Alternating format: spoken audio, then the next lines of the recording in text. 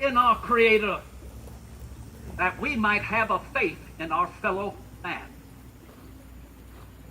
No, that is the message that I bring you here this day as I return to realize that everything I wrote in Philadelphia that June of 1776 found its inspiration here in this city. The inspiration afforded me because my family had the means to send me to school. You know, I was but 14 years of age when my father died quite suddenly. He was only 49. Can you imagine leaving my mother a widow to preside over the rearing of 10 children? What a responsibility I had upon my shoulders. I knew that I would come into great inheritance at my majority when I would be 21 in 1764.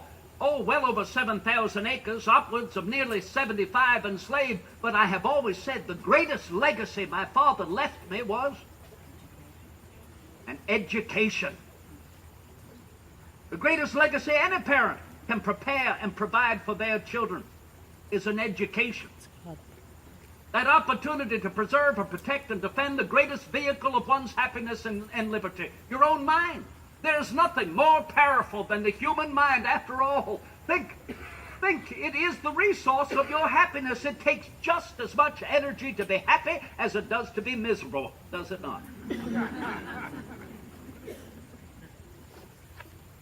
Legacy of an education that I was able to pursue here to the greatest extent at the Old Royal College of William and Mary, to fall under the tutelage of one Dr. William Small, of whom I have written many times, had gentlemanly and correct manners, or manners any less the precept of citizenship and a civilized people today than they ever have been? The Romans said, manners make the man. Where has man been more free to hold an opinion freely and to express that opinion than he is here in our remarkable nation, protected and defended in that liberty of opinion? But as I have written, a difference of opinion must never be a difference of principle.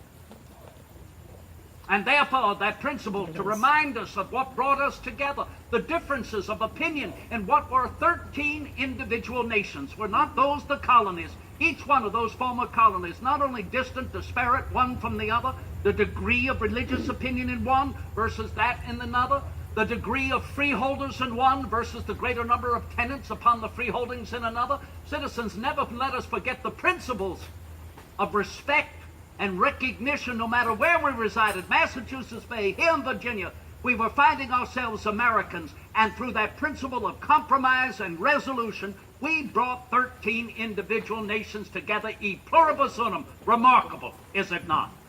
Yes. We showed the rest of the world we were not a distant and disparate people, particularly the monarchy of Great Britain, who wished to keep us distant and disparate one from the other. Indeed, to preside over slapping our wrists as if we were unruly children of parents. Oh, we showed our strength, we showed our unity, coming together as we showed our regard for the common good. That is what I learned under the tutelage of Dr. Small. He had an enlarged mind. He had a happy talent for communication. Oh, mercy. There's often wisdom in humor, is there not?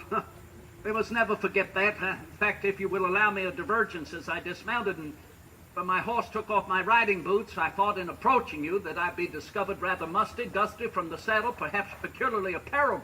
So I conjured up an apology I was going to deliver, until I began to gaze amongst all of you and wondered,